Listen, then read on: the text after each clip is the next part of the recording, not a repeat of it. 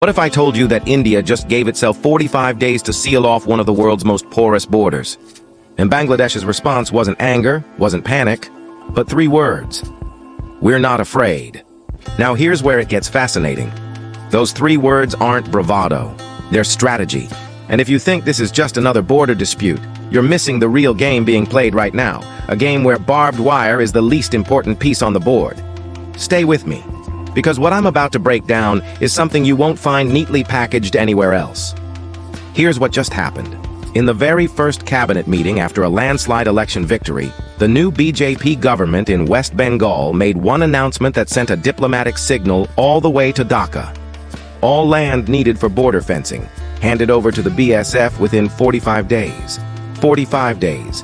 That's not policy, that's a statement. For years, the previous state government was accused of delaying land transfers for fencing. The BJP made infiltration the centerpiece of their entire campaign. And now, they're moving faster than any state government ever has on this border. Over 4,000 kilometers of border, roughly 3,200 already fenced. About 850 kilometers still open, including some of the most difficult terrain in the Sundar bands, where fencing isn't just expensive, it's practically impossible. And here's what the numbers tell us. Between January and November 2025, more than 1,100 infiltration attempts were recorded along this border. Over 2,500 arrests linked to illegal crossings. That's the highest infiltration activity among all of India's international borders. Think about that for a moment. Now, when this news hit Dhaka, you'd expect alarm. You'd expect a strongly worded protest. Instead, the Bangladesh Prime Minister's foreign advisor, Humayun Kabir, said this. And I want you to really hear these words. Bangladesh is not afraid of barbed wire. That language is not a weakness. That language is negotiation. Let me explain. Dhaka made 2 critical points in its response. First, border issues will be handled through dialogue. Second, and this is the key, Bangladesh's diplomatic relationship is with India's central government, not with the state government of West Bengal. Now think about what that second point actually means. A state government just made a unilateral move on an international border, and Dhaka is essentially saying, we don't negotiate with states, we negotiate with New Delhi. That is not a brush-off. That is a power move. It keeps the diplomatic channel where Bangladesh wants it, at the federal level, where they have more leverage, more precedent, and more room to maneuver. Here's where it gets really interesting. For the BJP, this border fencing drive is about much more than security. In 2021, the Narendra Modi government expanded BSF jurisdiction in border states from 15 kilometers to 50 kilometers inside Indian territory.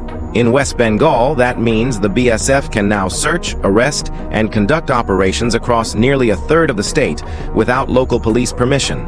The BJP has repeatedly linked illegal immigration to voter politics, law and order, and national security. Border fencing isn't just infrastructure anymore. It's political currency. And now that the BJP controls both the state and the messaging, they're determined to show action fast. But here's the complication nobody's talking about. The India-Bangladesh border is not just a security line. It is a human and economic corridor. Thousands of families live on both sides. Farmland is split by the border. Trade links, legal and informal, depend on these crossings. People share language, culture, and daily life across a line that was drawn by British cartographers who never set foot here. And then there's the geography. The Sundar bands, that vast mangrove forest, where the border meets the Bay of Bengal, is a riverine maze. You cannot put a fence through a tidal delta. The BSF knows this, New Delhi knows this, and Dhaka certainly knows this. So when India announces complete fencing within 45 days, the reality is that 850 kilometers of the most difficult terrain on Earth isn't getting sealed in 6 weeks. That's not defeatism. That's geography. And now we need to talk about the real pressure point, deportation. Various Indian BJP leaders and the Modi government said that there were between 12 to 20 million unauthorized Bangladeshis, but they can't show any official documents or government's legal data. The Modi government has raised the issue of repatriation with Dhaka. Spokesperson of the Ministry of External Affairs, India, Randhir Jaiswal says 2,162 cases remain pending with Bangladesh, some for more than 5 years. India is pressing Bangladesh to speed up nationality verification.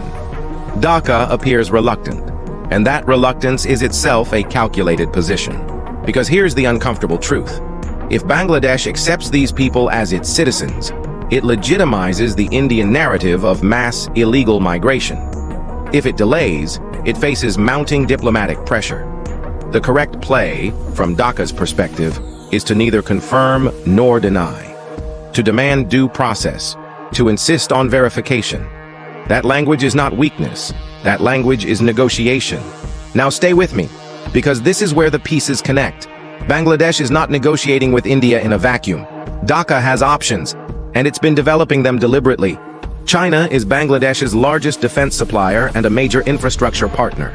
Turkey has emerged as a new strategic ally, supplying Bayraktar drones and building defense cooperation.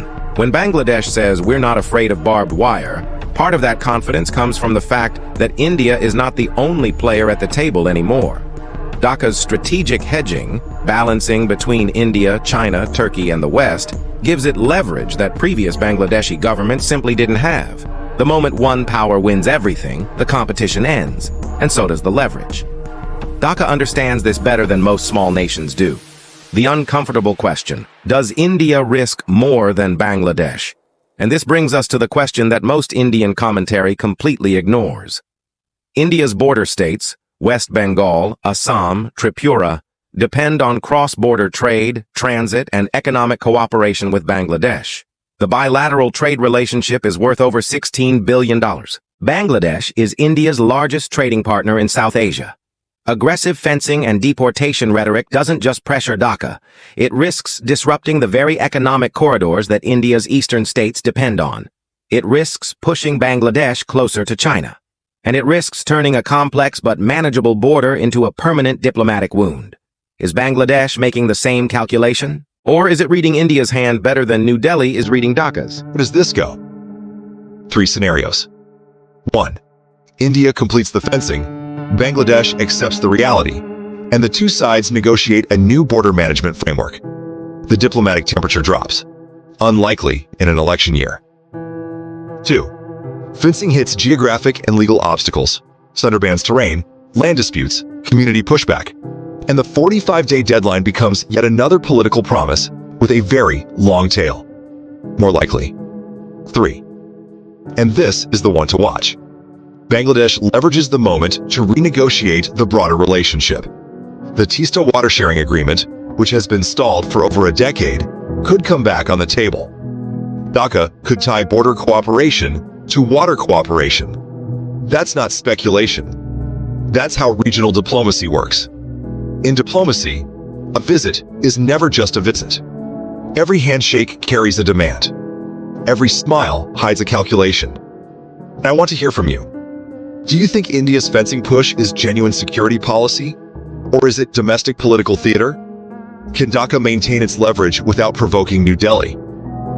Drop your thoughts in the comments. If you found this breakdown valuable, please like this video and subscribe.